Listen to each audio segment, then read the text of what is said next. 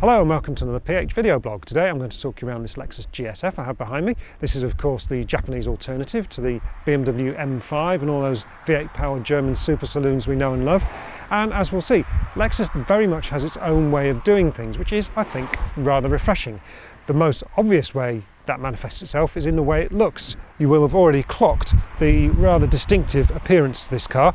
The now traditional Lexus spindle grille, these rather natty triple headlights, Alfa Romeo style perhaps, but with this slash here that illuminates when you're on the go and gives it a very distinctive front end signature.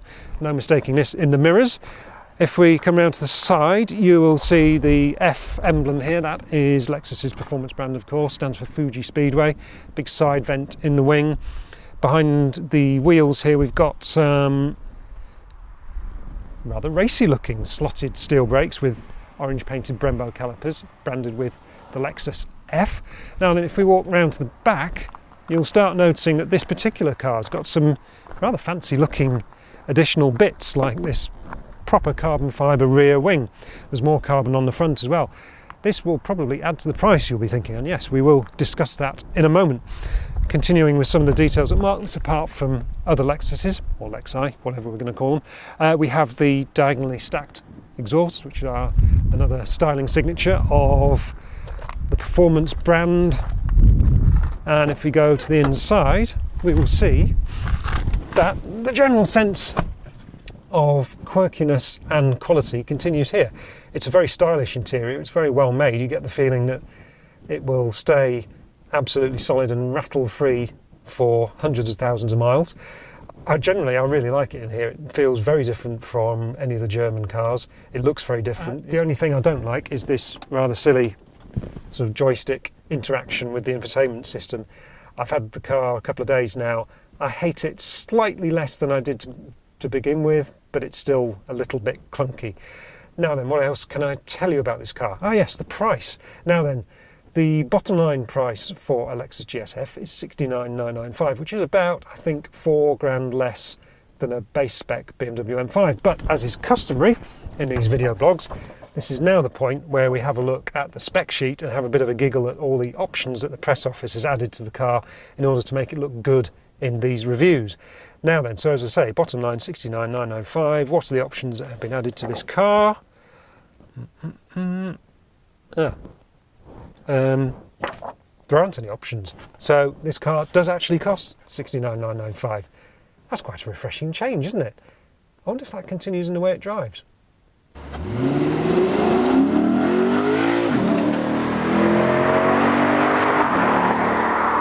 So as you'll know by now, one of the defining character traits of this Lexus GS F is that in an age of downsized turbos, it sticks with a large, normally aspirated, high-revving V8 engine.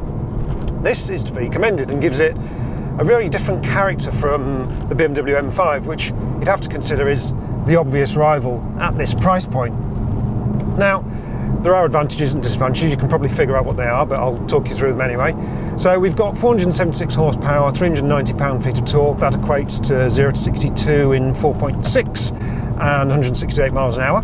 This is not a slow car by any measure, but if you compare that with an M5, it has 560 horsepower and 501 pound-feet of torque, and you don't need to be a genius to figure out that an M5 will monster a GSF in the mid-range. But against that, we have got that traditional high-revving character that we all know and love. We've got sharper throttle response, we've got better noise. Oh yes, the noise. Now, given that it's got a normally aspirated engine, why on earth has Lexus decided to saddle it with an artificial sound generator with, like the M5, noise coming over the speakers? Can you hear that? It doesn't really sound very natural, does it? I'm not sure why on earth they felt the need to do that. Thankfully, there is an answer, and it's this little button here, and that means I can switch it off. So, does it sound awful and flat without it? No, of course it doesn't. It still sounds really rather nice. So, there we go. Any complaints there? No, I don't think so. Thank you for letting us switch it off, Lexus. That's a good thing. So it's a nice engine, but you do need to wind it up in the old-fashioned style to make any meaningful progress. That's no bad thing, because it's very, very nice. You get a nice cam shift at about 4,000 RPM. Very, very happily spins out high into the rev range.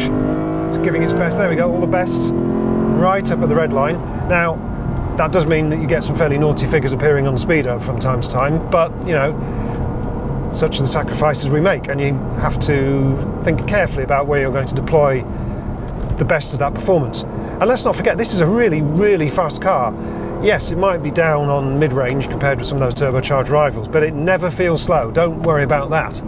What else can I tell you about the way this car drives? Well, for all the kind of futuristic looks and the very Japanese sense of high-tech, there's a curious blend of engineering going on here. So, unlike many of the rivals, we don't get 8 gazillion modes for the dampers, we don't get different steering modes, we don't get throttle maps or all that kind of thing. We do have some modes here, which I'll tell you about in a sec, but fundamentally this is quite a simple car. We've got passive sax dampers, we've got a traditional automatic gearbox, we've got electric power steering, but it's got a very nice feel to it. We've got quite an old school feel to the brake pedal from those steel brakes, so there's not that kind of horrible grabbiness that you get from some of the ceramics on rival cars.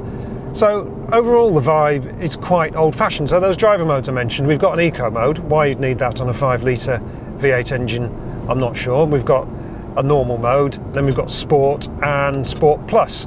And as we go into those Sport and Sport Plus modes, we get, as you would expect, sharper throttle response, quicker gear changes, things like that. And we can also fiddle around with the electronic locking differential at the back.